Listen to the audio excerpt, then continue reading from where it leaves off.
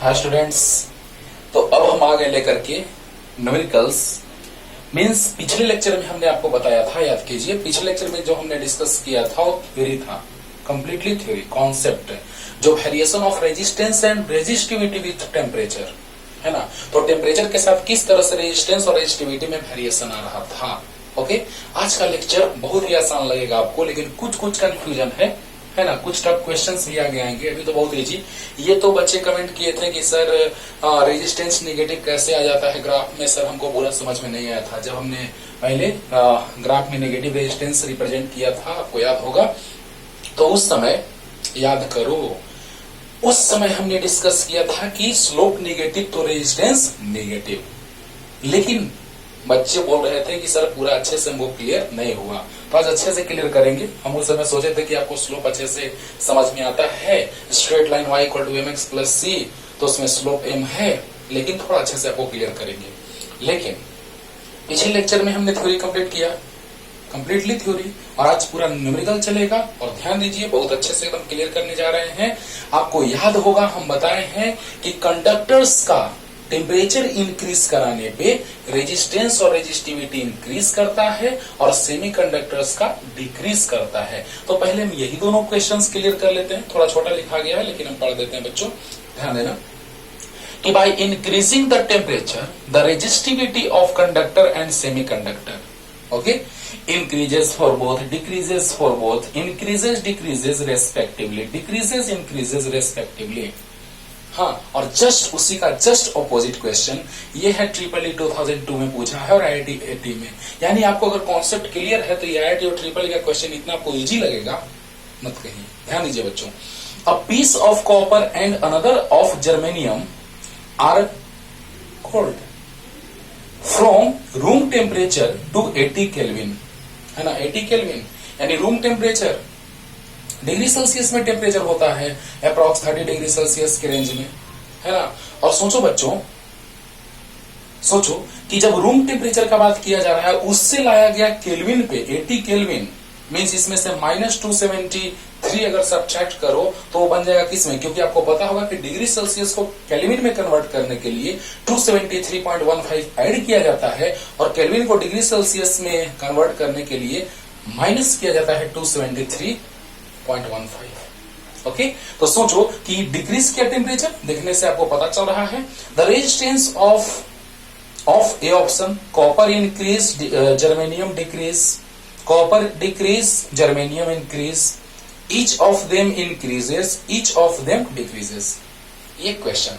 अब ध्यान से 2 मिनट में क्लियर कर देते हैं दोनों क्वेश्चन जल्दी से। पहले उसी को क्लियर कर देते हैं, तब बनाने का स्पेस मिलेगा। तो डायरेक्ट एकदम सोचो और आंसर मारो, है ना। तो देखो बच्चों, कंडक्टर का टेम्परेचर इंक्रीज कराने पे रेजिस्टेंस या रेजिस्टिविटी इंक्रीज करता है। तो बताइए, कंडक्टर का तो इंक्रीज किया तो इसमें भी इंक्रीज है, इसमें भी इंक्रीज है, चलो 2 में है।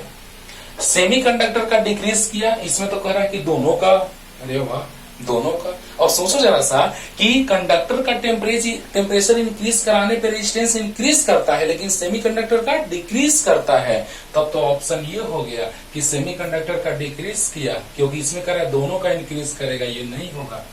एक बार में क्लियर हो गया होगा बच्चों, ध्यान दें। Last repetition, by increasing the temperature the resistivity of conductor and semiconductor, बोलो। तो टेम्परेचर इंक्रीज कराने पे कंडक्टर का रेजिस्टिविटी इंक्रीज करता है और सेमीकंडक्टर का डिक्रीज करता है। बता चुके हैं, क्लियर हो गया होगा एक बार में। लेकिन यहाँ जस्ट उसका उल्टा क्वेश्चन आ गया कि अब टेम्परेचर को डिक्रीज कराया जा रहा है। देखो बच्चों, यहाँ पे a piece of copper, copper conductor है, अच्छी बात है, लेकिन germanium, carbon silicon germanium stannum plumbum, carbon silicon germanium आपको बताए थे, boron aluminium gallium indium thallium, carbon silicon germanium stannum plumbum, nitrogen phosphorus arsenic antimony bismuth. उन्हीं में से 2-2 का ग्रुप करके बनता है पी टाइप और एन टाइप सेमीकंडक्टर, जो 14 चैप्टर में आपको पढ़ाया जाएगा। लेकिन germanium is a type of semiconductor. सोचो, यानी कॉपर और जर्मेनियम यानी कंडक्टर सेमीकंडक्टर के बारे में कह रहा है, सोचने वाली बात है। तो बताइए बच्चों, a piece of copper and another of germanium are cold from room temperature to 80 kelvin, यानी ठंडा किया गया, उसको कोल्ड किया गया। अब सोचो बच्चों, कि जब टेम्परेचर डिक्रीज कराया जाएगा, कोल्ड करना मतलब क्या, टेम्परेचर डिक्रीज करना, इसमें क्या था टेम्परेचर डिक्रीज करना, इसमें क्या है टेम्परेचर डिक्रीज करना। तो टेम्परेचर डिक्रीज करने से कंडक्टर का रेजिस्टेंस डिक्रीज करता है। देखो द रेजिस्टेंस ऑफ, वाह, तो कॉपर डिक्रीज करेगा और जर्मेनियम इंक्रीज करेगा, जस्ट ऑपोजिट प्रोसेस। अरे वाह, ये भी सर इजी था। कितना इजी है बोलो, तुम ही बोलो बच्चों। टेम्परेचर इंक्रीज कराने पे कंडक्टर का रेजिस्टेंस इंक्रीज करता है और सेमीकंडक्टर डिक्रीज करता है, क्लियर हो गया। लेकिन टेम्परेचर डिक्रीज करने पे, कोल्ड करना मतलब क्या, टेम्परेचर डिक्रीज करना, और टेम्परेचर डिक्रीज करने पे कंडक्टर का रेजिस्टेंस डिक्रीज करता है और सेमीकंडक्टर का इंक्रीज करता है। तो इसमें ऑप्शन नंबर बी हो गया राइट आंसर। क्लियर हो गया होगा, है ना। ये तो तुम ऐसे भी बना लेते, थ्योरी हम पढ़ा दिए तो तुम बना लेते, लेकिन हम चाहते हैं कि पूरा कॉन्सेप्ट एकदम आपका क्लियर रहे। तो जल्दी से उतार लीजिए, पूरा पॉज करके पूरा लिखो, जल्दी से पॉज करके जल्दी, और उसको मिटाते हैं क्योंकि दोनों बता दिए। जल्दी हो गया, चलो अब देखो बच्चों, अब हमारे उस क्वेश्चन पे जो दोनों हम निगेटिव रेजिस्टेंस से रिलेटेड है, हाँ वो चूंकि कमेंट आया था इसलिए हम वो बता दे रहे हैं, नहीं तो आप बना लेते आराम से, बहुत लोग बना भी लिए होंगे। थोड़ा निगेटिव रेजिस्टेंस का मतलब आप समझा देते हैं, अच्छे से क्लियर कर देते हैं लोग। देखो बच्चों, the current voltage graph for a device is shown in figure, the resistance is negative in region. हाँ, तो रेजिस्टेंस किस रीजन में नेगेटिव होगा, आप ही बताइए। कि यहां पर अगर हम एक स्ट्रेट लाइन ड्रॉ करें, आई और भी प्लेन है, आई भी करंट वोल्टेज, तो यहाँ स्ट्रेट लाइन है, तो ये करंट देगा, ये वोल्टेज देगा, ये करंट देगा, ये वोल्टेज देगा, ये थीटा है, तो tan theta equal to 1/r। Clear, कैसे नहीं समझ में आया, चलो देखो, tan theta equal to perpendicular by base. अब खुश, तो tan थीटा इक्वल टू हो जाएगा परपेंडिकुलर बाई बेस, राइट। अब देखो बच्चों, ओम्स लॉ से V इक्वल टू IR होता है, इधर 1 से मल्टीप्लाई कर दो, कोई दिक्कत नहीं है। इक्वल टू IR, 1 से मल्टीप्लाई करने में कोई दिक्कत नहीं। अब बताओ 1 divided by R equal I divided by V। देखो 1 divided by R equal I divided by V, यानी कि I by V equal to 1/R। तो tan थीटा इक्वल टू आ गया 1/R। अब तो क्लियर होगा। तो R equal to 1/tan theta. अब जरा सा सोचो बच्चों, सोचो, R इक्वल टू आ गया 1/tan थीटा। जरा सा सोचिए, यहां पे आप टेंजेंट ड्रॉ कीजिए, है ना, AB रीजियन में, BC रीजियन में, CD रीजियन में और DE रीजियन में। तो जिन सारे रीजियंस में आप टेंजेंट ड्रॉ करेंगे, इसमें टेंजेंट ड्रॉ कीजिए, इसमें टेंजेंट ड्रॉ कीजिए। अब देखो तो यहां पे अगर हम टेंजेंट ड्रॉ करते हैं और यहां पे, तो ये वाला टेंजेंट फर्स्ट क्वाड्रेंट में आ जा रहा है। देखो बोलो, यानी angle is less than 90 degree, लेकिन ये टेंजेंट जो है वो कुछ ऐसा है, सेकंड क्वाड्रेंट में आ जा रहा है। देखो ध्यान से समझो, आज के बाद ऐसा क्वेश्चन कभी दिक्कत इसमें नहीं होगा। तो ध्यान से समझिए बच्चों कि ये टेंजेंट कुछ ऐसा है और ये टेंजेंट कुछ ऐसा है। चलो एक बात क्लियर होगा। अब बताइए बच्चों कि इसमें ऑल पॉजिटिव होता है, sine cos tan, all trigonometrical ratios are positive in this quadrant. तो इस क्वाड्रेंट का अगर बात किया जाए, मींस फर्स्ट क्वाड्रेंट का बात किया जाए बच्चों, तो फर्स्ट क्वाड्रेंट में ऑल पॉजिटिव, तो tan भी पॉजिटिव, तो रेजिस्टेंस पॉजिटिव। यानी इसके लिए अगर हम बात करें BC रीजियन में, तो रेजिस्टेंस पॉजिटिव हो जाएगा। अरे वाह। लेकिन अगर हम बात करें सेकंड क्वाड्रेंट में, तो सेकंड क्वाड्रेंट में यानी ये वाला टेंजेंट, और सेकंड क्वाड्रेंट में tan नेगेटिव होता है, sine cosec positive and remaining 4 trigonometrical ratios are negative. इसमें साइन और कॉसेक पॉजिटिव होता है और बाकी चारों नेगेटिव, तो tan भी नेगेटिव, और जब tan यहाँ नेगेटिव है तो रेजिस्टेंस भी नेगेटिव होगा। अरे वाह, अरे यार, रेजिस्टेंस इक्वल टू 1/नेगेटिव, 1/नेगेटिव मीन्स नेगेटिव, तो resistance is negative in the region AB and this is the option. Last repetition, अगर ये समझ में आ गया तो ये भी तुरंत क्लियर हो जाएगा। एक बार में समझो ध्यान से। अगर हम बात करें AB और BC रीजियन का, तो क्या होगा बच्चों कि यहां पर हम लोग देख रहे हैं, ध्यान देना, कि जैसे ही हम यहां से बढ़ रहे हैं इधर, एक और हम मेथड बता रहे हैं आपको कि जैसे ही वोल्टेज को बढ़ाया जा रहा है तो करंट डिक्रीज कर रहा है, वोल्टेज को बढ़ाया जा रहा है करंट डिक्रीज कर रहा है। सोचने वाली बात है, वोल्टेज को बढ़ाया जा रहा है, V=IR होता है, वोल्टेज को बढ़ाया जा रहा है करंट डिक्रीज कर रहा है। मतलब क्या, जरूर यहाँ पे कोई डिक्रीज कराने वाला रहा होगा। अरे वाह। अब सोचो बच्चों, यहां से हम लोग सोच रहे हैं एकदम बेसिक टू स्टैंडर्ड लेवल का क्वेश्चन तक हम आज चलने जा रहे हैं, ध्यान से सुनते रहो। तो यहाँ टेंजेंट, तो सेकंड क्वाड्रेंट में tan थीटा नेगेटिव, तो रेजिस्टेंस भी नेगेटिव, यानी ए बी रीजन में रेजिस्टेंस नेगेटिव हो गया, क्लियर हुआ। सेकंड क्वाड्रेंट में tan थीटा नेगेटिव होता है। अब देखो, अब यहाँ पे भी टेंजेंट ड्रॉ करके देखो, तो ये टेंजेंट फर्स्ट क्वाड्रेंट जैसा लग रहा है, यहाँ भी टेंजेंट फर्स्ट क्वाड्रेंट जैसा लग रहा है, यहाँ टेंजेंट सेकंड क्वाड्रेंट जैसा लग रहा है। वाह बोलो, और यहां भी टेंजेंट फर्स्ट क्वाड्रेंट जैसा लग रहा है, यानी सीडी रीजियन में अगर हम देखें सीडी रीजियन में, तो सीडी रीजियन में देखो बच्चों, देखो कुछ ऐसा है टेंजेंट सेकंड क्वाड्रेंट, और सेकंड क्वाड्रेंट में क्या होगा, तो tan थीटा नेगेटिव होगा, और tan थीटा नेगेटिव होगा तो रेजिस्टेंस भी नेगेटिव होगा, यानी रेजिस्टेंस नेगेटिव किस रीजियन में, तो सीडी रीजियन में। क्लियर। यहाँ tangent first quadrant all positive, तो रेजिस्टेंस पॉजिटिव, यहाँ भी फर्स्ट क्वाड्रेंट में टेंजेंट जो है ये फर्स्ट क्वाड्रेंट में अगर आ रहा है तो tan थीटा पॉजिटिव, तो रेजिस्टेंस पॉजिटिव। अरे tan theta positive pay divide करोगे तो पॉजिटिव आएगा, लेकिन यहाँ टेंजेंट ड्रॉ करेंगे वो सेकंड क्वाड्रेंट में आ जाएगा, और सेकंड क्वाड्रेंट में कौन, तो tan क्या होता है, नेगेटिव, और tan नेगेटिव यानी रेजिस्टेंस भी नेगेटिव।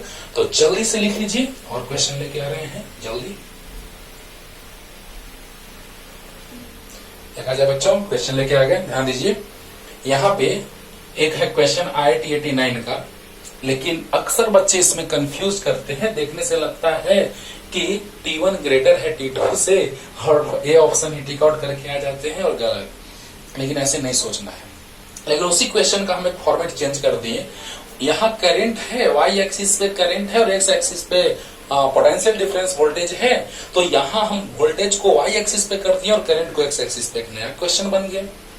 उसमें 4 ऑप्शन दिए हुए हैं, इसमें भी T1 ग्रेटर T2 है, T2 ग्रेटर T1 है, T1 T2 के इक्वल नन। तो इसको मिटाते हैं, जल्दी से पॉज करके लिख लीजिए, इसको मिटाते हैं, इस क्वेश्चन को तुरंत हम इसका डिस्कस करेंगे, लेकिन जल्दी से लिखिए इसको, है ना। बस एक करंट के जगह वोल्टेज और वोल्टेज के जगह करंट कर दिए हैं, तो ऑप्शन भी चेंज हो जाएगा बच्चों, ध्यान देना, ध्यान देना। बहुत इजी क्वेश्चन, ये 12th लेवल का क्वेश्चन है, स्टेट लेवल में पूछे जाते हैं ऐसे क्वेश्चंस कंपटीशन में, लेकिन ज्यादातर इसका चांस रखिए कि ये 12th लेवल का है।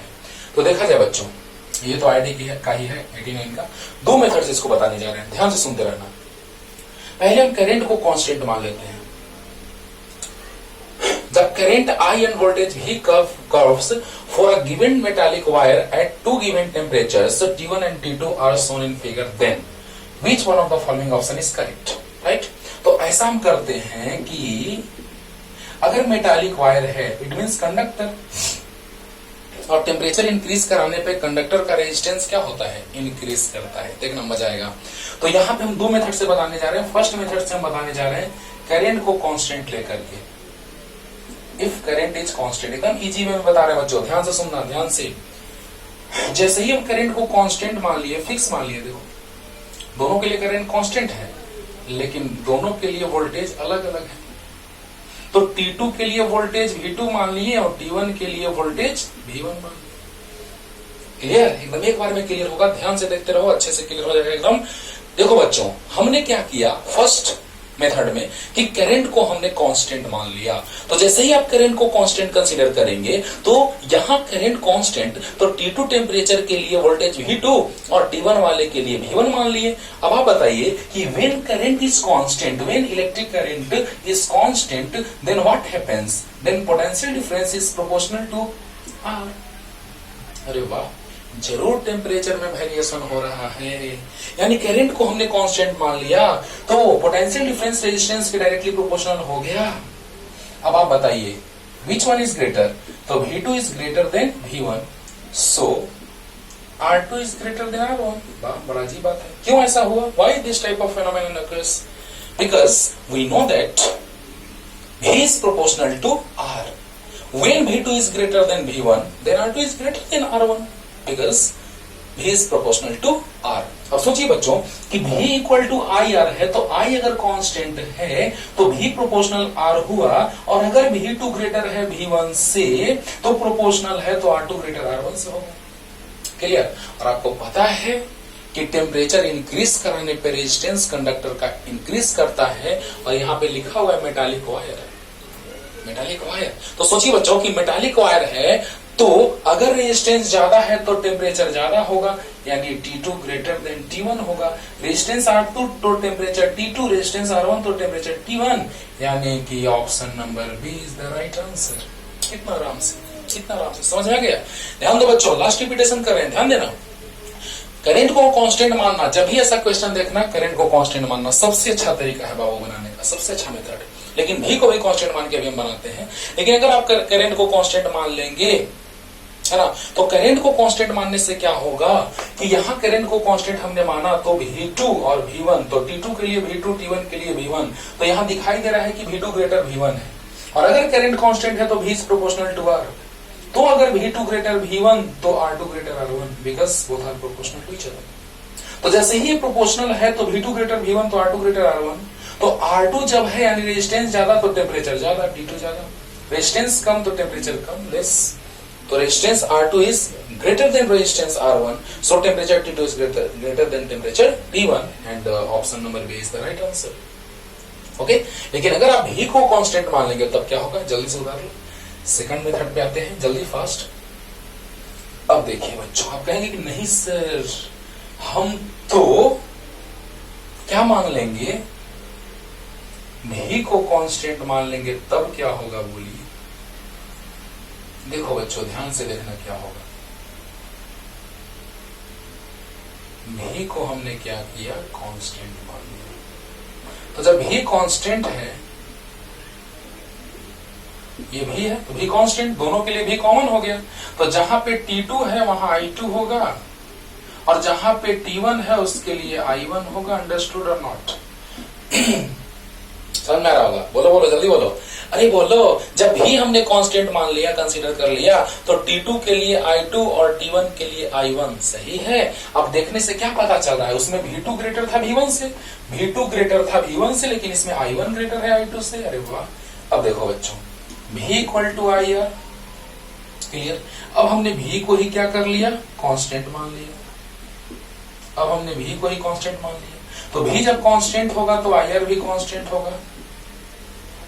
कांस्टेंट इट मीन C, लिख सकते हैं I is equal to constant by R, means inverse relation. यहां तक समझो ध्यान से बच्चों। अगर भी हमने कांस्टेंट मान लिया तो I2, T2 के लिए I2 और T1 के लिए I1, राइट। अच्छा, अब बताओ जब भी कांस्टेंट है तो IR भी कांस्टेंट होगा, तो IR कांस्टेंट यानी I equal to constant by R, clear. अब देखो बच्चों, I1 is greater then I2, देखो फिगर में दिखाई दे रहा है ग्राफ में, I1 is greater then I2, ऊपर जाएंगे इंक्रीज करेगा ये, तो I1 ग्रेटर I2। अब बताओ रेसिप्रोकल है, अगर ये I1 ग्रेटर है I2 से, I1 ग्रेटर है I2 से, तो R2 ग्रेटर होगा R1 से। वाह वाह, बोलो क्यों? क्योंकि इनवर्स रिलेशन है। अरे जल्दी बोल दो कि भी कांस्टेंट होगा तो IR कांस्टेंट होगा, तो I equal to constant by R होगा, तो इनवर्स रिलेशन है। यानी अगर I1 ग्रेटर है I2 से तो रेसिप्रोकल, यानी R2 ग्रेटर होगा R1 से। अरे बोलो यार, I1 ग्रेटर I2 तो R2 ग्रेटर R1, क्यों? क्योंकि रेसिप्रोकल है। और आपको पता है कि रेजिस्टेंस ज्यादा तो टेम्परेचर ज्यादा, रेजिस्टेंस लेस तो टेम्परेचर लेस, और फिर से वही ऑप्शन आ गया, ऑप्शन नंबर बी। हम लोग सेकंड मेथड से भी देख लिए कि वही आएगा आंसर। जल्दी जल्दी बताओ यार, जल्दी। और अब देखिए नेक्स्ट क्वेश्चन जो था, उस नेक्स्ट क्वेश्चन में हम लोग क्या देख रहे थे कि ऑप्शन ऐसा ही था, बस एक ऑप्शन चेंज था, और ग्राफ जो था वो कुछ इस तरह का था। देखना बच्चों, यहां पे था ये तो T2 ग्रेटर T1 है ही, यहां पे नन था, और यहां जो ग्राफ आप देख रहे हैं यहां पे V और I था, और ये था T1 और T2। अक्सर करंट को कांस्टेंट मानना बहुत मजा आएगा, है ना। अभी तुरंत सिखाया पीछे। तो बताओ बच्चों कि जैसे ही करंट को कांस्टेंट मानेंगे तो सबसे आसानी से बनेगा प्रोपोर्शनल होगा, ज्यादा हमको रेसिप्रोकल वे में सोचना नहीं पड़ेगा। तो जरा सा सोचो कि जैसे ही करंट है एक्स एक्सिस पे, वाई एक्सिस पे पोटेंशियल डिफरेंस वोल्टेज है, तो बताइए जब हमने करंट को कांस्टेंट कंसीडर कर लिया तो T2 के लिए V2, क्योंकि अब वाई एक्सिस पे पोटेंशियल डिफरेंस है, T2 के लिए V2 और T1 के लिए V1। क्लियर? अरे जल्दी बोलो यार, क्लियर हो गया? हाँ, ध्यान दो बच्चों, ध्यान दो। यहाँ पे ध्यान देना, करंट जब कांस्टेंट है तो T2 के लिए V2 और T1 के लिए V1 होगा कि नहीं होगा? जल्दी बताओ, जल्दी बताओ। और यहाँ देखने से क्या पता चल रहा है कि V1 is greater then V2। देखो देखो, V1 is greater then V2, right. अब देखिए V इक्वल टू I यार, बहुत अच्छा। I को हम कांस्टेंट मान लिए, ये भी अच्छा। आसानी होगा कांस्टेंट मानने से कि V प्रोपोर्शनल R हो गया। कभी नहीं ऐसा क्वेश्चन छूटेगा यार, कभी नहीं। ध्यान से समझो बच्चों, ध्यान से, कि जब हमने करंट को कांस्टेंट कंसीडर कर लिया तो V is proportional to R हो गया कि नहीं हुआ? हुआ। अब बताइए कि V1 ग्रेटर V2 है तो प्रोपोर्शनल है, तो R2 ग्रेटर R1 होगा, R1 ग्रेटर R2 होगा। क्यों? वाई? देखो बच्चों, जब हमने करंट को कांस्टेंट माना तो V1 ग्रेटर देन V2, जब हमने करंट को कांस्टेंट कंसीडर किया तो ध्यान देना, जब हमने करंट को कंसीडर किया कांस्टेंट तो V प्रोपोर्शनल R हुआ, और V1 ग्रेटर V2 है, तो बताइए जब प्रोपोर्शनल है और V1 ग्रेटर V2 है तो V1 ग्रेटर V2 तो R1 ग्रेटर R2। नहीं समझा? आराम से समझ में आ गया होगा कि जब I कांस्टेंट है तो V प्रोपोर्शनल R है, तो अगर V1 ग्रेटर V2 है तो R1 ग्रेटर R2 होगा, because both are proportional teacher. Clear? अब देखो बच्चों, टेम्परेचर ज्यादा होगा T1 और T2 लेस होगा। बोलो और कौन ऑप्शन? तो ये ऑप्शन। क्लियर होगा? लास्ट रिपीटेशन करें बच्चों, जल्दी से क्विक रिवीजन, ध्यान दो। I constant, V proportional R, V1 greater V2, V1 greater V2 अगर हुआ तो R1 ग्रेटर R2 होगा। क्यों? क्योंकि प्रोपोर्शनल है तो V1 ग्रेटर V2 तो R1 ग्रेटर R2। R1 ज्यादा है तो टेम्परेचर ज्यादा होगा T1, R2 लेस है तो टेम्परेचर T2 लेस होगा, and option A is the right answer. तो इस केस में ऑप्शन जो हो जाएगा बच्चों वो ए हो जाएगा। जल्दी लिखो, जल्दी। क्लियर हो गया होगा? जल्दी। अब देखो बच्चों, इजी क्वेश्चंस पे आते हैं, तब हम आते हैं लेकर के टफ क्वेश्चन, है ना। ये तो बड़ा इजी क्वेश्चन है कि at what temperature the resistance of wire will be double. अच्छा, double of that at 0 degree Celsius, यानी कि टेम्परेचर जब T0 है 0 डिग्री सेल्सियस तो रेजिस्टेंस हम R0 मान लेते हैं। हाँ, तो टेम्परेचर वो क्या होगा, व्हाट कि रेजिस्टेंस जो होगा वो डबल हो जाएगा, यानी 2 टाइम्स हो जाएगा। क्लियर? अब देखो बच्चों, eight what temperature the resistance of wire is double of that at 0 degree Celsius, यानी 0 डिग्री सेल्सियस पे जो रेजिस्टेंस है उसका डबल रेजिस्टेंस कितने टेम्परेचर पे होगा? This is the question. Okay, फिर से 0 डिग्री सेल्सियस पे जो रेजिस्टेंस है उसका डबल रेजिस्टेंस किस टेम्परेचर पे होगा? क्वेश्चन पढ़ो।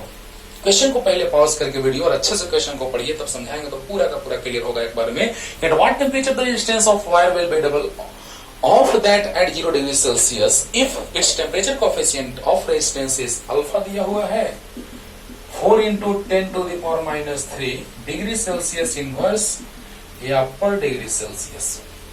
एकदम इजी है, आराम से बन गया।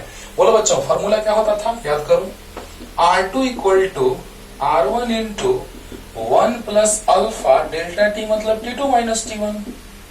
देखो बच्चों, जब रेजिस्टेंस R1 तो टेम्परेचर T1, जब रेजिस्टेंस R2 तो टेम्परेचर T2। अच्छा बताइए यहाँ क्या है? तो जब रेजिस्टेंस R1 है तो टेम्परेचर T1 है, फाइनल रेजिस्टेंस इज R1 और इनिशियल रेजिस्टेंस इज R0, तो टेम्परेचर T0। कोई दिक्कत नहीं लगा होगा। फाइनल रेजिस्टेंस इज R1 तो final temperature is T1 and initial resistance is R0, then initial temperature is T0। Okay, तो बताओ बच्चों, R1 जो है डबल हो जा रहा है, 2 टाइम्स हो जा रहा है। R0 तो पहले से है ही उतना ही, 1 प्लस अल्फा का वैल्यू बाद में रखेंगे, T1 नहीं पता, और T0 0 डिग्री सेल्सियस। तो जो आंसर आएगा डिग्री सेल्सियस में आएगा। कैसे? तो डिग्री सेल्सियस में चेंज तो डिग्री सेल्सियस, और यहाँ डिग्री सेल्सियस इनवर्स है तो कैंसिल हो जाएगा। अरे इसका ऐसे डिग्री सेल्सियस, इसका यूनिट डिग्री सेल्सियस इनवर्स और इसका यूनिट डिग्री सेल्सियस, तो कैंसिल हो जाएगा। इनवर्स से डिग्री सेल्सियस कैंसिल। क्लियर हुआ? R1 ध्यान देना एक बार और बच्चों कि R1 equal to R0 into 1 plus alpha T1 minus T0। जब टेम्परेचर T0 तो रेजिस्टेंस R0, टेम्परेचर T1 तो रेजिस्टेंस R1।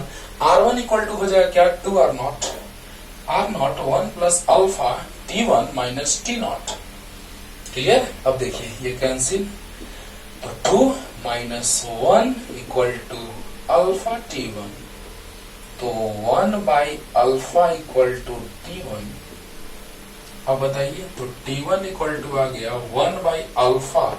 अल्फा का वैल्यू कितना है बच्चों? तो 4 into 10 to the power minus 3, ऊपर जाएगा 1000 होगा बाई 4, तो 25 4 जा 100 और 0 यानी 250 डिग्री सेल्सियस इज आंसर।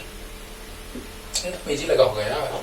हाँ, ध्यान दो बच्चों, यहां पर क्या कह रहा है क्वेश्चन में कि जब टेम्परेचर 0 डिग्री सेल्सियस था तो रेजिस्टेंस मान लो 2 ओम है, तो रेजिस्टेंस 4 ओम कब होगा? डबल कब होगा? 2 टाइम्स कब होगा? तो रेजिस्टेंस जब 2 ओम, तो यहाँ रेजिस्टेंस 4 ओम, यहाँ टेम्परेचर 0 डिग्री सेल्सियस, तो यहाँ टेम्परेचर कितना? तो 250 डिग्री सेल्सियस। यानी जब टेम्परेचर था 0 डिग्री सेल्सियस तो रेजिस्टेंस R0 था, तो उसका डबल होने में टेम्परेचर कितना बढ़ाना पड़ेगा, कितना इंक्रीज करना पड़ेगा? तो 250 डिग्री सेल्सियस। क्लियर? और इसी मेथड से अभी तुरंत आगे क्वेश्चन लेके आ रहे हैं बच्चों, इसी मेथड से बना दिया जाता है स्टैंडर्ड क्वेश्चंस को, और हो जाता है गड़बड़, क्योंकि बहुत सारे बुक्स इस क्वेश्चन को गलत बनाए हैं, जो आगे हम बताएंगे IIT का क्वेश्चन है ना। ये तो सिंपल है, सिंपल फॉर्मूला डायरेक्ट बन गया, तो गलत नहीं। ध्यान से समझेगा तो पता चलेगा, उसमें उस तरह के क्वेश्चन जैसे आएंगे, ये तो डायरेक्ट फॉर्मूला पुडिंग क्वेश्चन है, और वैसे ही फॉर्मूला पुडिंग करके बना देता है बुक में। IIT वाले क्वेश्चन को, स्टैंडर्ड क्वेश्चन को पता चलता है कि गलत आंसर आ गया। इसीलिए आज के बाद पता चलेगा तुमको कि लगेगा देखने में कि इजी क्वेश्चन है, लेकिन इजी नहीं रहता है वो क्वेश्चन। देखने में इजी लगेगा लेकिन इजी रहता नहीं है। वो क्वेश्चन भी सोल्व करके आज आपको दिखाएंगे। ये तो कुछ नहीं जाने ये दोनों में, जल्दी। और अब देखो नेक्स्ट क्वेश्चन, परसेंटेज इंक्रीमेंट, मतलब ऐसे भी पूछेगा, बना देंगे, फिर भी देख लेते हैं थोड़ा सा कि at what temperature the resistance of copper wire will B 10% greater then that at 20 degree Celsius. सोचो, मान लिया जाए कि एक टेम्परेचर है T1 जो है 20 डिग्री सेल्सियस, T0 जीरो बात है जैसे ही आएगा उसको मान लेंगे T0, लेकिन टेम्परेचर कुछ दिया है T1, तो रेजिस्टेंस R1 मान लेते हैं। और टेम्परेचर जब T2 नहीं पता तो रेजिस्टेंस R2 कितना? 10% ग्रेटर। अच्छा, यानी R2 जो है बच्चों वो 10% ग्रेटर है R1 से, तो R1 प्लस R1 इंटू 10%। चलिए क्वेश्चन समझिए ध्यान से, क्वेश्चन को ध्यान से समझ लिया बस, clear. Eight what temperature the resistance of copper wire will be 10% greater than that at 20 degree Celsius. मतलब कि किस टेम्परेचर पे रेजिस्टेंस R1 का 10% ग्रेटर होगा, R1 से 10% ग्रेटर होगा। वाह, मतलब कि 20 डिग्री सेल्सियस पे रेजिस्टेंस कुछ रहा होगा, तो कौन सा टेम्परेचर होगा जिस पे रेजिस्टेंस जो है वो 10% इंक्रीज कर जाएगा? तो R1 प्लस R1 इंटू 10/100। ये बस हिंट दे देते हैं, तुम बना लोगे 10 और 1 11 R1/10 हो गया। फॉर्मूला पुट कर दो, R2 equal to R1 into 1 plus alpha T2 minus T1। पहले क्वेश्चन समझने का प्रयास कीजिए बच्चों। हाँ, तो R2 11 R1/10, R1 पहले से है 1 plus alpha T2 minus T1।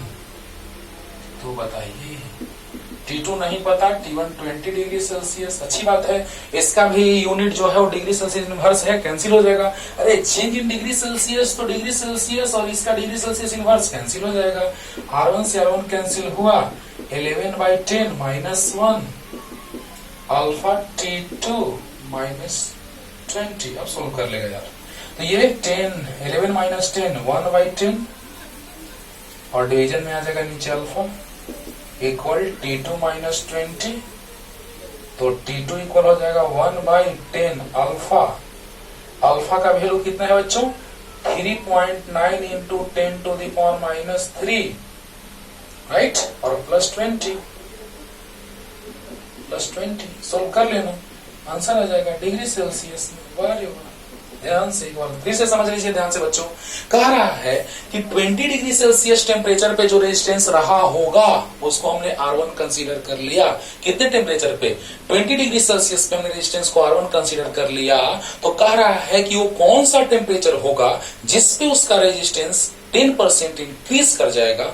तो हमने R2 को मान लिया R1 प्लस R1 इंटू 10%, मतलब क्या कि T1 टेम्परेचर पे रेजिस्टेंस R1 तो T2 पे वाट है ना। तो बताइए बच्चों कि वो रेजिस्टेंस 10% इंक्रीज किया तो टेम्परेचर कितना होगा, जरा सा सोचो। We have to find out the temperature T2 at which resistance is 10% greater than the resistance of that wire at 20 degree Celsius. Means 20 degree Celsius पे रेजिस्टेंस R1 है, तो T2 कौन सा टेम्परेचर होगा जिसके रेजिस्टेंस 10% इंक्रीज कर गया। तो 10% इंक्रीज करके जो वैल्यू आया उसको हमने यहाँ पे पुट कर दिया, और R1 से R1 कैंसिल हुआ, -1 हुआ, 1/10 आया। अल्फा को हमने डिनोमिनेटर में लाया, और जैसे ही हम अल्फा का वैल्यू पुट करेंगे 20 को लेफ्ट साइड लाएंगे, आंसर आ जाएगा। क्लियर हो गया होगा। तो जल्दी बता रही है, गलत क्वेश्चन और लाते हैं। देखा जाए बच्चों, अब लेकर के आ गया उस लेवल का क्वेश्चन जो बहुत ही इंपॉर्टेंट है, बहुत ही देखा जाए अगर तो टफ है, लेकिन बनाने में आपको आसान लगेगा। आज के बाद ध्यान दीजिएगा, एक फॉर्मूला का हम बात किए थे पिछले लेक्चर में जब हम थ्योरी पढ़ा रहे थे, तो कि जब टेम्परेचर T0 होगा तो रेजिस्टेंस R0 होगा। Temperature T0 0 degree Celsius, temperature T1 तो रेजिस्टेंस R1, और जब हम ये दोनों को कंबाइन किए थे, अच्छा जब टेम्परेचर T2 तो रेजिस्टेंस R2, चलो जब ये दोनों को कंबाइन करेंगे तो फॉर्मूला क्या हो जाएगा, तो R1 equal to R0 into 1 plus alpha T1 minus T0। अरे बोलो, जब T1 का बात करेंगे, क्योंकि हमें फ्रेम लेना हमको होगा, एक रिफरेंस जो 0 डिग्री सेल्सियस टेम्परेचर पे हो रहा है। यानी अगर ऐसा क्वेश्चन रहे तो 0 डिग्री सेल्सियस का टर्म जरूर यूज में आता है, 0 डिग्री सेल्सियस का टर्म जरूर यूज में आता है। इसमें अल्फा का वैल्यू 0 डिग्री सेल्सियस टेम्परेचर पर ही दिया होगा, नहीं कहा है कुछ, यानी 0 डिग्री सेल्सियस टेम्परेचर पर ही दिया होगा। माइंड इट, इस बात को दिमाग में सेट कीजिए, क्योंकि ये क्वेश्चन IIT AT का है तो थोड़ा तो खेल खेलेगा। टेम्परेचर 0 डिग्री सेल्सियस नहीं कहा है, कहेगा तो भी तो नो टेंशन, बहुत अच्छा रहेगा। और यहाँ पे तो 0 डिग्री सेल्सियस कह दिया, यहाँ भी 0 डिग्री सेल्सियस कह दिया है।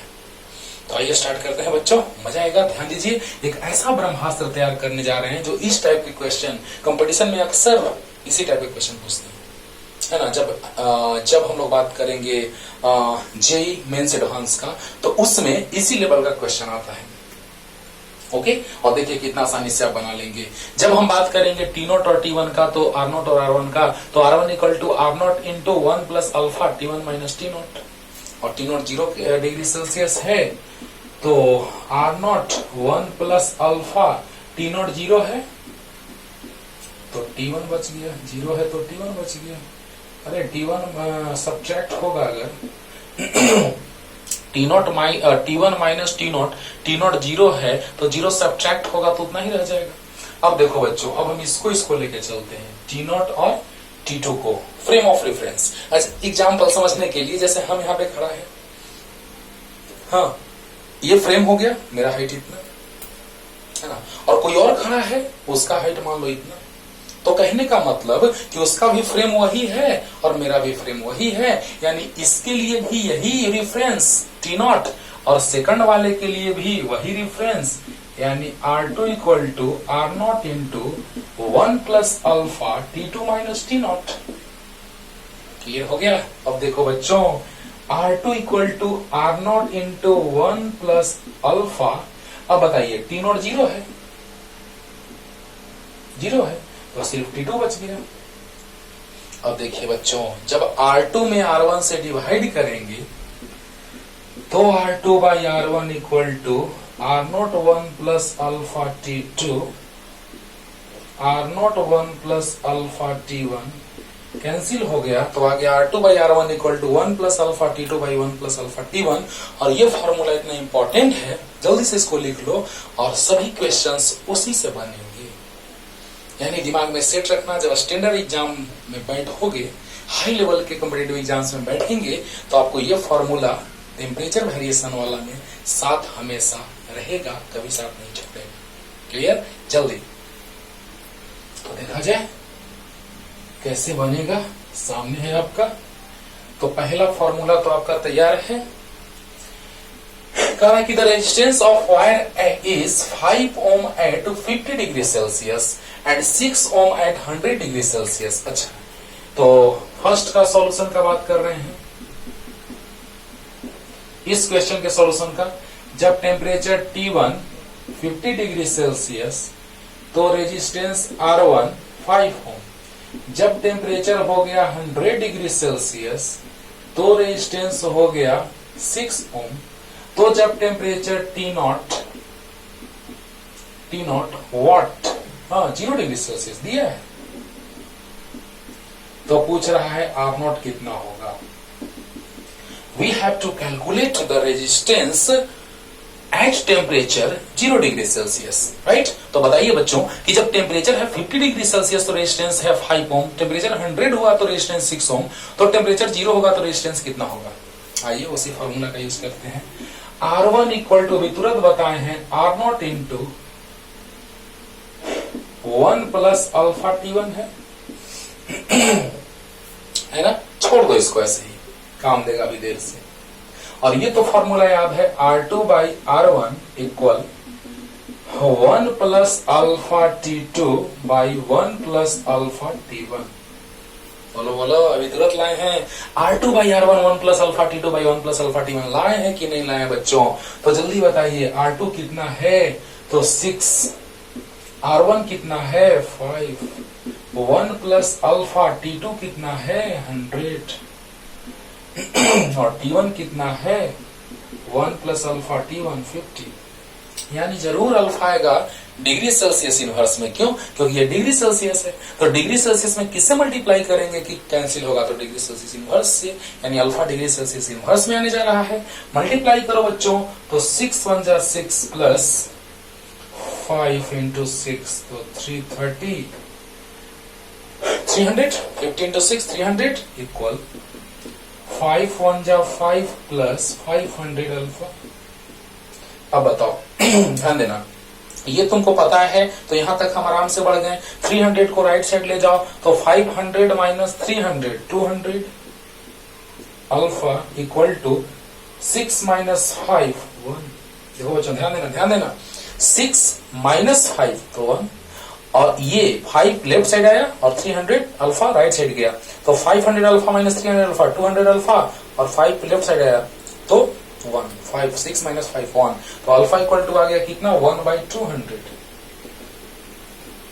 अल्फा आ गया 1/200। जल्दी लिखो, जल्दी पहले यहां से यहां तक लिखो तो बच्चों जल्दी, एकदम एक बार में क्लियर हो गया होगा। कुछ नहीं, फार्मूला हमने पुट किया, T2 का वैल्यू 100 है, T1 का वैल्यू 50 है, R2 6 है, R1 5 है, क्रॉस मल्टीप्लिकेशन किए, सोल्व किए, अल्फा का वैल्यू आ गया 1/200। जल्दी अब देखो अल्फा आ गया 1/200। तो हमको कोई भी फॉर्मूला आप रख सकते हैं, R1 इक्वल टू भी रख सकते हैं, R2 इक्वल टू भी रख सकते हैं, दोनों में से कोई भी अप्लाई करो आंसर आ जाएगा सेम। तो R1 कितना है 5 है, R नॉट 1 प्लस अल्फा अभी तुरंत लाए हैं 1/200 और T1 50 4। तो 5 equal to R naught into 4 और 1 5/4, 5 1 जा 5, R नॉट इक्वल टू आ गया 4। कौन सा ऑप्शन? तो डी ऑप्शन। कितना इजी है बच्चों, बोलो ये फॉर्मूला याद है तो। R2/R1 equal to 1 plus alpha T2/1 plus alpha T1 दिमाग में सेट रख लो। R2/R1 equal to 1 plus alpha T2/1 plus alpha T1। बहुत ही स्टैंडर्ड क्वेश्चन इससे आप बना लेंगे, कभी दिक्कत नहीं होगा, इजी हो गया क्वेश्चन, है ना। तो जल्दी उतार लो जल्दी। अब देखिए बच्चों, अब इसी क्वेश्चन को आप बना लेंगे, बस थोड़ा सा हिंट देंगे, बस सेकंड नंबर आप बना लेंगे, थर्ड नंबर हम बना रहे, सेकंड नंबर भी हिंट दे रहे हैं, देखो ना। हाँ, the resistance of copper wire is 90 ohm at 20 यानी 20 डिग्री सेल्सियस पे 90 ओम, राइट। फिर पूछ रहा है कि टेम्परेचर 60 जब हो जाएगा तो रेजिस्टेंस कितना हो जाएगा, व्हाट। और टेम्परेचर कोएफिशिएंट दिया हुआ है, टेम्परेचर कोएफिशिएंट दिया हुआ है कितना, तो अल्फा दिया हुआ है, टेम्परेचर 0 यानी 0 पे अनोट मान लेते हैं। चलो छोड़ो, देखो ध्यान देना बच्चों, एकदम आराम से वीडियो को पॉज करके क्वेश्चन को पढ़िए, क्लियर हो जाएगा पूरा अच्छे से। ध्यान दीजिए, the resistance of a copper wire is 90 ohm at 20 degree Celsius. What would be its resistance if its temperature becomes 60 degree Celsius? Alpha का वैल्यू दिया है। अब देखो तो एकदम आराम से एकदम R2 by R1 equal to 1 plus alpha T2 by 1 plus alpha T1। यहां तक क्लियर। अब देखो R2 इक्वल टू क्या आ जाएगा, R2 भी फाइंड आउट करना है। 1 प्लस अल्फा, अल्फा दिया है बच्चों 4.28 into 10 to the power minus 3 और इंटू T2 60। तो R2 by R1 equal 1 plus alpha T2 और 1 plus alpha T1, alpha T1 20। देखो देखो सामने है, और R1 का भी वैल्यू दिया है 90। कितना आसानी से बन गया, देखो तो बच्चों कितना इजी है, बोलो बोलो, तुम ही बोलो, इजी है ना, बोलो बच्चों। 1 प्लस अल्फा का वैल्यू दिया है, डिग्री सेल्सियस इनवर्स में दिया है, और यहाँ डिग्री सेल्सियस से कैंसिल हो जाएगा, तो डिग्री सेल्सियस और degree Celsius inverse cancel, degree Celsius inverse degree Celsius cancel, तो आ गया alpha into T2 by 1 plus alpha into T1। Solve करेंगे, 90 से मल्टीप्लाई करेंगे, और यहां से R2 इक्वल टू आ जाएगा ओम में आंसर आ जाएगा। कमेंट कीजिएगा बना करके, जल्दी जल्दी लिखो, आराम से हो गया बच्चों, जल्दी। अब देखो, अब इसके बाद हम लोग बात करने जा रहे हैं नेक्स्ट क्वेश्चन, लाजवाब क्वेश्चन का, और वो क्या है सो देखिए, ये भी वही है। देखो लगेगा कि हाँ सर एकदम सेम टाइप का क्वेश्चन आप एक जगह रखे हैं सर। देखना बच्चों, 4 ऑप्शन छोड़ देते हैं। देखो द टेम्परेचर कोएफिशिएंट ही पहले दे दिया है, okay, at 300 kelvin it's resistance. अच्छा, टेम्परेचर कोएफिशिएंट दिया बच्चों डिग्री सेल्सियस इनवर्स में, इसलिए इसको डिग्री सेल्सियस में बदलना होगा, यानी T1 दिया है, ओके, T1 T0 पहले लिख लेते हैं, T0 तो 0 डिग्री सेल्सियस ही होगा, R0 नहीं पता। अल्फा का बात किया है, यानी ये 0 डिग्री सेल्सियस पर ही अल्फा का बात किया होगा, और T1 कितना 300 केल्विन मतलब 27 डिग्री सेल्सियस, तो R1 1 ओम, तो T2 equal to what when R2 equal to 2 ohm. पूछ रहा है आपसे, आराम से क्वेश्चन को पॉज करके वीडियो और आराम से क्वेश्चन को पढ़िएगा, क्लियर हो जाएगा कि the temperature coefficient of resistance of wire is given at 300 kelvin means 27 degree Celsius, 273 subtract कीजिए 27 आएगा। It's resistance is 1 ohm means 27 degree Celsius पर रेजिस्टेंस 1 ओम है। The resistance of wire will be 2 ohm at means resistance 2 ohm हो जाएगा कब, जब temperature कितना हो जाएगा। तो देखो बच्चों फिर से वही बात, R2 by R1 equal to 1 plus alpha T2 by 1 plus alpha T1। Mind it, R2 दिया है 2, R1 दिया है 1 plus alpha 0.00125 T2 degree Celsius में आएगा टेम्परेचर बच्चों, ध्यान देना। क्यों? क्योंकि ये डिग्री सेल्सियस इनवर्स है, तो डिग्री सेल्सियस में ही आएगा, इसीलिए हम T1 को डिग्री सेल्सियस में कन्वर्ट कर दिए। अल्फा दिया 0.00125, T1 27 डिग्री सेल्सियस, तो degree Celsius inverse degree Celsius cancel हो जाएगा। अब जैसे ही आप T2 को इससे मल्टीप्लाई कीजिएगा 2 में, सोल्व कीजिएगा, तो T2 आ जाएगा बच्चों 854 डिग्री सेल्सियस, यानी 27 डिग्री सेल्सियस पर रेजिस्टेंस 1 ओम है, तो 2 ओम कब हो जाएगा, जब टेम्परेचर 854 डिग्री सेल्सियस सोल्व करके आ जाएगा T2, है ना। बनाते बनाते हम लोग को वैल्यू याद हो जाता है। तो बताइए बच्चों कि T2 equal to 854 degree Celsius आ गया और केल्विन में पूछ रहा है आंसर, तो 273 ऐड कर दीजिए। तो 854 प्लस 273 7 2 11 केल्विन, यानी कौन ऑप्शन? D option. ये सी ये डी, तो ऑप्शन डी। और इसी को क्या होता है बाबू, R2 equal to R1 into 1 plus alpha delta T से लोग बना देता है और आंसर ये आता है, जो कि गलत है ना। यही गलती, यहीं पे गलती करता है बच्चा लोग कि जैसे ही यहाँ पे बहुत सारे बुक्स इसको ऐसे ही बनाए हैं, है ना, 1100 केल्विन आंसर। इसीलिए ध्यान से बनाना, ये आंसर होगा। और कैसे, तो ये 0 डिग्री सेल्सियस टेम्परेचर पे बात किया जाता है। जब क्वेश्चन में नहीं दिया रहे समझ जाना 0 डिग्री सेल्सियस का वैल्यू दिया है और कैसे फॉर्मूला लाए हैं। पिछले लेक्चर में भी लास्ट में लाए थे, आज भी लाए हैं, और भी क्वेश्चन लेकर के आ रहे हैं, जल्दी से लिखिए। देखा जाए बच्चों, 2 क्वेश्चन और लेकर के आ गए, बहुत इंपॉर्टेंट लास्ट क्वेश्चन है दोनों। तो देखा जाए, ये है IIT 2001 का क्वेश्चन 2001 का, और ये है AIEEE 2010 का क्वेश्चन। तो आइए इंटरेस्टिंग। तो पहले एक क्वेश्चन अच्छे से आप तो पॉज करके पहले लिख लीजिए और एक बार अच्छे से पॉज करके पढ़िए, उसके बाद बता रहे हैं, पूरा समझ में क्लियर आएगा। ध्यान देना। 2 wires of equal diameters of resistivities ρ1 and ρ2 and lengths x1 and x2 respectively are joined in series. The equivalent resistivity of the combination is. तो 4 ऑप्शन दिए हुए हैं, जल्दी से क्वेश्चन को लिखिए, मिटा रहे हैं, यहीं पे बना रहे हैं, जल्दी जल्दी। क्या कह रहा है क्वेश्चन में, आप पढ़िएगा, क्लियर हो जाएगा। ध्यान दीजिए बच्चों, 2 वायर्स हैं जिन्हें सीरीज में कंबाइन कर दिया गया है, लेकिन एक बात पे ध्यान देना, उनका डायमीटर सेम था। डायमीटर जब सेम था बच्चों, तो रेडियस सेम होगा, रेडियस सेम होगा तो एरिया ऑफ क्रॉस सेक्शन दोनों का सेम होगा। वाह क्या बात है। अच्छा, दोनों का रेजिस्टिविटी ρ1 और ρ2 है। इसका लेंथ है x1 और इसका लेंथ है x2। तो जो इफेक्टिव लेंथ हो जाएगा बच्चों, कंप्लीट लेंथ, वो हो जाएगा x1 plus x2 total length. तो पूछा है क्वेश्चन में कि जब दोनों को सीरीज में कंबाइन किया जाएगा तो उस होल जो कॉम्बिनेशन है उसका रेजिस्टिविटी जो होगा इफेक्टिव, वो कितना होगा। क्लियर। दोनों वायर्स को इनको पैरेलल में भी कंबाइन करके हम लोग देख सकते हैं, जैसे एक सीरीज पैरेलल वाला क्वेश्चन आपके सामने है ना, AIEEE 2010 का क्वेश्चन, लाजवाब। तो देखा जाए बच्चों, जब सीरीज में कंबाइन किया गया है तो क्या होगा, तो बताइए, पहले आप हमको बताइए। 10th क्लास में आप पढ़ चुके हैं, अगला लेक्चर यही है हमारा, RS equal to R1 plus R2। Series combination का अगर हम बात करें तो RS equal to R1 plus R2 series combination, 2 resistors का, अगर क्योंकि वायर है तो कुछ ना कुछ रेजिस्टेंस होगा। R equal to rho L by A होता है, फॉर्मूला आपको पता है, R इक्वल टू होता है रो एल बाई ए।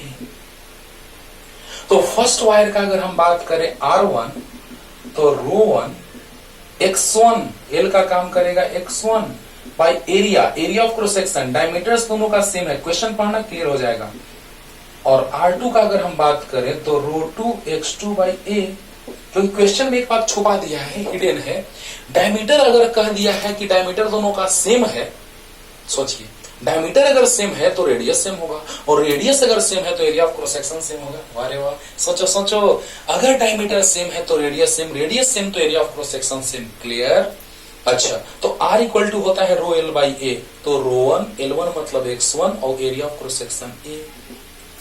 दूसरे के लिए रो2 L2 मतलब x2 और by A area of cross section A. Clear. और अगर हम इफेक्टिव का बात करें बच्चों, तो रो इफेक्टिव या इक्विवेलेंट कह देते हैं, और L equivalent by area of cross section तो वही रहेगा। R1 का वैल्यू हम लोग ला चुके हैं, रो1 x1 by A plus R2 रो2 x2 by A. Clear हो गया। R इक्वल टू होता है रो एल बाई ए, तो R1 हो जाएगा रो L1 बाई A1, यानी L1 मतलब x1 बाई A1 मतलब A, क्योंकि दोनों का area of cross section A हम लोग मान लिए सेम है, जिसको हमने A कंसीडर कर लिया, तो इसका area of cross section A, इसका भी area of cross section A। Clear. तो R2 इक्वल टू रो2 x2 बाई A, रो2 x2 by A area of cross section A। Clear. और इफेक्टिव का हमने मान लिया जो इक्विवेलेंट आएगा पूरे कॉम्बिनेशन का, उसको हमने मान लिया रो इक्विवेलेंट एल इक्विवेलेंट बाई ए, ये तो वही रहेगा, सेम है एरिया ऑफ क्रॉस सेक्शन। अच्छा, रो इक्विवेलेंट। अच्छा, इफेक्टिव लेंथ कितना हो जाएगा बच्चों, x1 प्लस x2। अरे वाह, अरे इफेक्टिव लेंथ कितना हो जाएगा, x1 plus x2 by A equal rho 1 x1 plus rho 2 x2, दोनों में एलसीएम हो गया, इससे कैंसिल हो गया, तो रो इक्विवेलेंट आ गया बच्चों रो 1 x1 plus rho 2 x2 by x1 plus x2। ये तो बड़ा इजी क्वेश्चन हो गया, ये ऑप्शन देख लेना, ये ऑप्शन था, बड़ा आसानी से समझ में आएगा, इसमें दोबारा समझाने की कोई जरूरत नहीं है। R is equal to R1 plus R2 सामने है आपका इक्विवेलेंट, तो rho equivalent L equivalent by A, और R1 R2 का वैल्यू हम यहाँ से पुट कर दिए, सोल्व किए, आंसर आया जल्दी से जल्दी। और आते हैं ट्रिपल 2010 के क्वेश्चन पे, देखा जाए बच्चों, ध्यान दिया जाए।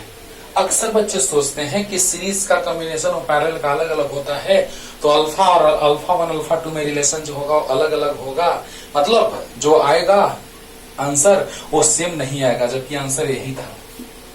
यही तो बात है बच्चों की, कैसे है ना, कह रहा है कि two conductors have same resistance at 0 degree Celsius, but their coefficient of resistance are coefficients of resistance are alpha 1 and alpha 2. The respective temperature coefficient of their series and parallel combinations are nearly. मतलब जब इन्हें series और parallel में combine कर दिया जाएगा, initial resistance temperature 0 degree Celsius, तो resistance R0। आपको पता है कि सीरीज के लिए अगर हम लिखें बच्चों, तो सीरीज के लिए चलो S लिख देते हैं, S equal to S naught 1 plus alpha S delta T.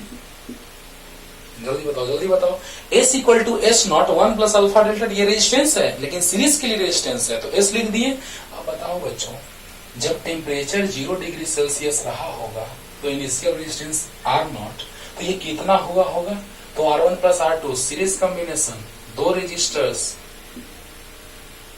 Series में होगा, R0 तो 2R0, यानी S0 जो होगा वो R1 प्लस R2 मतलब 2R0 हो जाएगा। क्या बात है, सोचो, एकदम आराम से सोचो। 1 plus alpha S delta T. चलो यहां तक तो क्लियर हो गया हम लोगों को, बोलो जल्दी। मतलब ये कि सीरीज में अगर दो ठो रेजिस्टर्स को कंबाइन करेंगे, दो वायर को कंबाइन करेंगे जिनका रेजिस्टेंस तो कुछ होगा, तो जैसे हम उन्हें कंबाइन करेंगे सीरीज में, तो सीरीज का ये फॉर्मूला लिखे हैं S equal to S naught, series combination में रेजिस्टेंस जो होगा S equal to S naught 1 plus alpha S delta T. अब बताइए, जब टेम्परेचर 0 रहा होगा, S नॉट मतलब 0 डिग्री सेल्सियस टेम्परेचर पे, S नॉट, अरे बोलो डेल्टा टी मतलब क्या, तो T1 माइनस T नॉट, बोलो, तो T नॉट यानी टेम्परेचर जब 0 तो रेजिस्टेंस S नॉट। तो बताइए, इनिशियली दोनों को जब सीरीज में कंबाइन करेंगे तो क्या हो जाएगा, S not equal to 2R0। क्यों, क्योंकि R1 प्लस R2 क्लियर हो गया होगा। अब देखो बच्चों, जब दोनों को हम पैरेलल में कंबाइन करेंगे, तुरंत आगे का लेक्चर सीरीज पैरेलल कॉम्बिनेशन पे ही है, तो जैसे ही पैरेलल में कंबाइन करेंगे बच्चों, 10th में आप पढ़े, आपको अच्छे से याद होगा। पैरेलल का अगर फॉर्मूला लिखें तो P लिख देते हैं, P equal to P naught 1 plus alpha P delta T. अब जब 0 डिग्री सेल्सियस टेम्परेचर पे तो P नॉट, तो कितना इनिशियली कितना, तो बताइए बच्चों, अगर हम P नॉट का बात करें तो P नॉट का तो याद है R1 R2 by R1 plus R2 होता है पैरेलल के लिए फॉर्मूला। दो रेजिस्टर्स अगर पैरेलल में कनेक्टेड हो तो R1 R2 by R1 plus R2, तुरंत टेंशन नहीं लेना है, पढ़े भी हो 10th में और ऐसे हम बताएंगे भी, तो R0 बाई 2 आ गया। यानी अगर इसका इक्वेशन लिखो तो P equal to R0 by 2, पहले इसको समझना है ध्यान से, क्वेश्चन थोड़ा सा लेंदी प्रोसेस चलेगा लेकिन टफ नहीं लगेगा, ध्यान। चलो इतना हम लोग बेस तैयार कर लिए, बेस हम लोग का रेडी है कि जब सीरीज में रहेगा तो 0 डिग्री सेल्सियस टेम्परेचर पे दोनों का रेजिस्टेंस सेम है, two conductors have the same resistance at 0 degree Celsius, तो 0 डिग्री सेल्सियस पर रेजिस्टेंस R0 है, तो R0 तो इनिशियली 2R0, और जब पैरेलल में कनेक्ट करेंगे तो R0 बाई 2, जब सेम रेजिस्टेंस रहते हैं तो R बाई N होता है R0 बाई 2, ऐसे भी सोच सकते हैं, या R1 R2 by R1 plus R2, R1 R2 by R1 plus R2 यानी 2R0 से R0 cancel, R0 by 2 clear. तो P नॉट जो हो गया, P नॉट वो R0 बाई 2 होगा। यहाँ तक क्लियर हो गया होगा। अरे बोल दो। चलो यही हम लोग को काम देगा अभी तुरंत बाबू, ध्यान दीजिएगा। अब सीरीज में कनेक्ट कर रहे हैं, ध्यान देना। एस जो लिखे हैं वही है आर एस, जो एस लिख रहे हैं R1 प्लस R2। तो बताइए बच्चों, R S equal to R1 तो R0 into 1 plus alpha 1 delta T plus R0 into 1 plus alpha 2 delta T. First wire के लिए कोफिशिएंट ऑफ रेजिस्टेंस जो है, टेम्परेचर कोफिशिएंट ऑफ रेजिस्टेंस वो है अल्फा 1, दूसरे के लिए है अल्फा 2। तो सीरीज आर एस वही है एस, एस वही आर एस के लिए हम एस लिखे हैं बच्चों। तो R0 इंटू 1 और R0 इंटू 1 तो 2R0, हाँ R0 R0 2R0, और यहां से R0 और R0 कॉमन लेंगे तो क्या हो जाएगा, alpha 1 plus alpha 2 into delta T. अब इतना आप समझदार हो गए बच्चों। अब आर एस जो होगा वो देखो तो क्या होगा, 2R0 कॉमन ले लो तो यहाँ 1 बच जाएगा, यहाँ अल्फा 1 प्लस अल्फा 2/2 बच जाएगा इंटू डेल्टा टी। क्या बात है, क्या बात है। अब देखो बच्चों, यहां पर मिलाओ तो दोनों को मैच कराओ तो। चलो पहले सीखो ध्यान से, एकदम थोड़ा सा टाइम लेगा लेकिन बहुत इंपॉर्टेंट, बहुत इंटरेस्टिंग, ध्यान से समझिएगा। अगर हम लोग बात करेंगे सीरीज कॉम्बिनेशन के लिए तो दो रजिस्टर का series combination, initially resistance S0 है तो S0 equal to R0 plus R0 2R0 1 plus alpha S delta T. तो S equal to 2R0, S0 मतलब 2R0 1 plus alpha S delta T, यानी 2R0 कॉमन हमको रखना है तो यहां भी 2R0 कॉमन रखेंगे। अब बताओ बच्चों, R1 का अगर हम बात करेंगे पहले कंडक्टर का तो R इक्वल टू फॉर्मूला याद होगा, R1 equal to R0 into 1 plus alpha delta T. Alpha मतलब अल्फा 1, पहले के लिए अल्फा 1 दूसरे के लिए अल्फा 2। तो दूसरे का अगर हम बात करेंगे सेकंड का तो R0 into 1 plus alpha 2 delta T. Clear. अब बताइए R0 into 1 R0 into 1 2R0 और R0 दोनों में से कॉमन तो क्या बच जाएगा, इसमें और इसमें मल्टीप्लाई होगा तो R0 इसमें से कॉमन तो alpha 1 plus alpha 2 into delta T. Clear. अभी दोनों में से हम 2R0 कॉमन इसलिए लिए क्योंकि हमको इससे मैच कराना है। तो जैसे ही 2R0 कॉमन लेंगे यहाँ 1 बचेगा, प्लस R0 कॉमन लेंगे 2R0 तो नीचे 2, क्योंकि इससे इसमें मल्टीप्लाई करो ना, 2 से 2 कैंसिल होगा, फिर से R0 से मल्टीप्लाई होगा। अब बताओ बच्चों, ये सेम है 1 है तो डेल्टा टी है तो ये टर्म इसके इक्वल होगा, यानी अल्फा S इक्वल टू हो जाएगा अल्फा 1 प्लस अल्फा 2/2। एक ऑप्शन तो मिला लेकिन अभी भी है, भी है। अरे वाह। अब देखो बच्चों क्या होगा, इसे तो हम टिक आउट कर दिया कि यही होगा, लेकिन कैसे, कभी लोग सोचता ही नहीं, सोचेगा ही नहीं कि ये होगा, लेकिन कैसे सामने भी दिखा रहे बच्चों कि अगर हम लोग बात करें 2R0 कॉमन लेकर के तो यही देख रहे हैं कि जैसे ही 2R0 कॉमन लेंगे तो यहाँ 1 बचेगा और यहाँ पे 2 हाफ आ जाएगा, यानी 2 से 2 मल्टीप्लाई होगा तो R0 से यहाँ, यानी R0 इंटू इतना आ जाएगा। अरे जल्दी बोलो, 2R0 कॉमन लेंगे 1 प्लस 2 से 2 कैंसिल, R0 से मल्टीप्लाई वही आ जाएगा। क्लियर। तो बताइए बच्चों, 2R0 है ही, 1 है ही, डेल्टा टी है ही, यानी अल्फा S की जगह पे इतना वैल्यू हो जाएगा, यानी एक तो आ गया है ना। ये दोनों में कंफ्यूजन होगा लेकिन आगे देखो। अब जल्दी जल्दी इतना उतारिए, जल्दी ये एक लाइन छोड़ देते हैं, काम देगा जल्दी। अब देखो बच्चों, अब इसके बाद क्या होगा सो देखो, पैरेलल पे चलते हैं। पैरेलल का फॉर्मूला होता है R1 R2 by R1 plus R2। ये काम देगा बच्चों। ये P मतलब क्या कि RP, पैरेलल वाला कॉम्बिनेशन। हाँ, S मतलब क्या कि RS, P मतलब क्या RP। तो RP मतलब P समझना, RP equal to R1 R2 by R1 plus R2। R1 कितना, तो R0 into 1 plus alpha 1 delta T. अरे बोलो यार, R1 equal to R0 into 1 plus alpha delta T, बहुत बार बताए हैं। और R2 इक्वल टू क्या हो जाएगा, तो R0 into 1 plus alpha 2 delta T. पहले कंडक्टर के लिए अल्फा 1 और दूसरे के लिए अल्फा 2 और डिवाइडेड बाई दोनों को ऐड करके एक ही बार लिख दे बच्चों। जब ऐड करेंगे दोनों को तो देखना कितना आएगा, R0 R0 2R0 हो जाएगा प्लस R0 कॉमन हो जाएगा, alpha 1 plus alpha 2 into delta T. देखो ना ऐड करके, ऐड दोनों को, नीचे में ऐड हो रहा है दोनों, ऊपर में मल्टीप्लाई हो रहा है दोनों, नीचे में दोनों ऐड हो रहा है। देखो ऐड करके देख लो, जैसे ही ऐड करोगे तो R0 into 1 R0 into 1 2R0, R0 इसमें मल्टीप्लाई, R0 कॉमन ले लिया, alpha 1 plus alpha 2 into delta T करके देखना, दोनों ऐड करके आ जाएगा यही। अब क्या तो क्या, तो बोलो आर नॉट मल्टीप्लाई,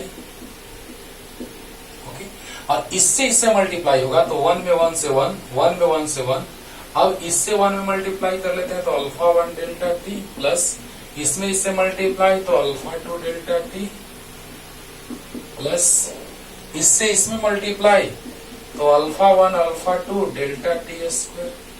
अब आप बताइए बच्चों कि यहां पर कॉमन क्या लेंगे तो ज्यादा अच्छा रहेगा। हाँ, तो देखो क्या कॉमन लेते हैं, 1 अगर लाना है हमको तो 2 आर नॉट कॉमन लेके देखते हैं, यहाँ 1 बच जाएगा, अब यहाँ अल्फा 1 प्लस अल्फा 2 बाई 2 बच जाएगा डेल्टा टी। यहाँ तक तो हम पहले भी किए थे, जस्ट सीरीज वाला में किए थे। अब बताओ, मल्टीप्लाई किए, क्लियर हो गया होगा, R naught into R naught, इससे 1 से 1 में 1, इससे 1 में तो इतना, इससे 1 में तो इतना, और इससे इसमें तो इतना। अल्फा 1 अल्फा 2 का वैल्यू बहुत स्मॉलर होता है, अल्फा 1 अल्फा 2 का वैल्यू बहुत स्मॉलर होता है। तो जब बहुत स्मॉलर होगा बच्चों तो इसका मल्टीप्लीकेशन बहुत ही स्मॉलर होगा, तो ये नेग्लिजिबल यानी अप्रॉक्स 0, ये अप्रॉक्स क्या हो जाएगा 0। अरे बोलो, अल्फा 1 अल्फा 2 का वैल्यू बहुत smaller, smaller into smaller much smaller, negligible यानी क्या, आर नॉट से R naught cancel, R not by 2। क्यों हम यहाँ पे 2 आर नॉट कॉमन लिए थे, जरा देखो तो यहाँ, क्यों हम यहाँ 2 आर नॉट कॉमन लिए थे, जरा देखो तो यहाँ, क्योंकि हमको आर नॉट बाई 2 बाहर में रहना चाहिए। 1 प्लस, अब देखो इसमें क्या कॉमन है, alpha 1 plus alpha 2 into delta T.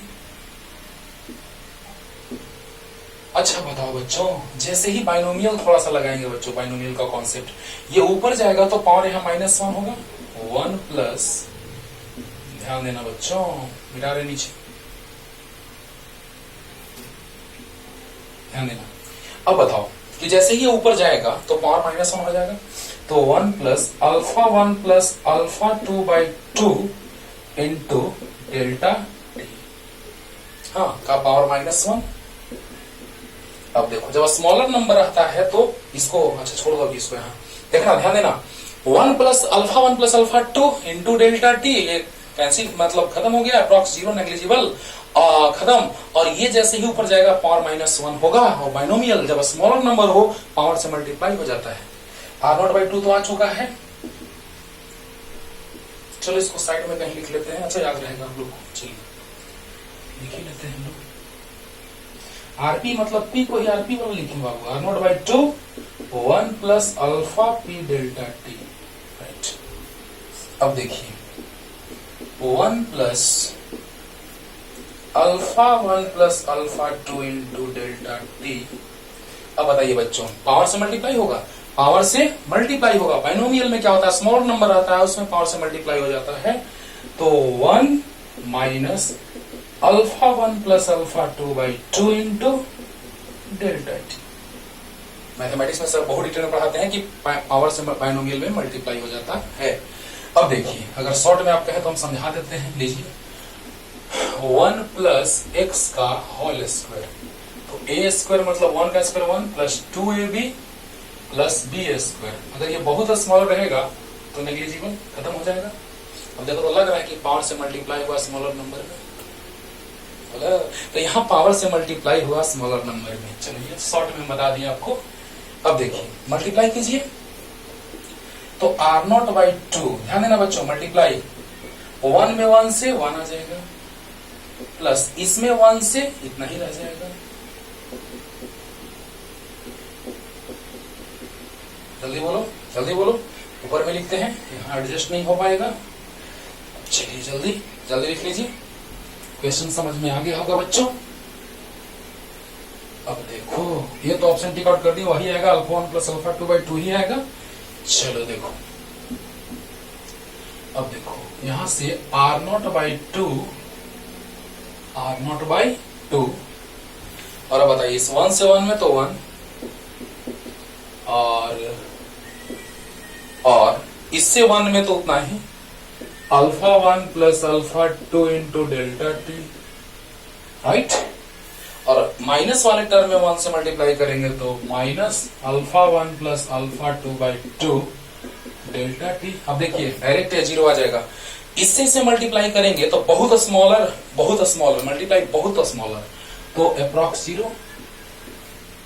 अब बताइए ये कंप्लीट 1 है, में से हाफ गया तो हाफ बचा, तो R0/2 1 प्लस इसमें से ये जाएगा तो देखो ना हाफ बचेगा, अल्फा 1 प्लस अल्फा 2/2 बचेगा, देखो डेल्टा टी। अरे वाह सर, मजा आ गया, मजा आ गया, यही तो है बाबू RP. RP means P, RP को हम यहाँ पी लिखे हैं, देखो तो है R0/2 है, 1 plus alpha P delta T है, 1 plus alpha P delta T. रे वाह, therefore alpha P equal to alpha 1 plus alpha 2/2, यानी दोनों सेम होगा, ऑप्शन ए आया था आंसर। इंटरेस्टिंग बाबू, है ना? बस कुछ नहीं किया, मल्टीप्लाई किए हैं, इसमें से ये जाएगा, इतना ही बचेगा। पी मतलब RP, R0/2 1 plus alpha P delta T, तो RP R0/2 1 plus alpha P delta T, alpha P is this one. हाँ क्लियर? तो अच्छे से पढ़ते रहिए, ये थोड़ा लेंदी प्रोसेस था क्वेश्चन का, लेंदी अब क्या करोगे, कोई भी क्वेश्चन में टाइम लग जाता है। तो चलिए, टाटा बाय बाय।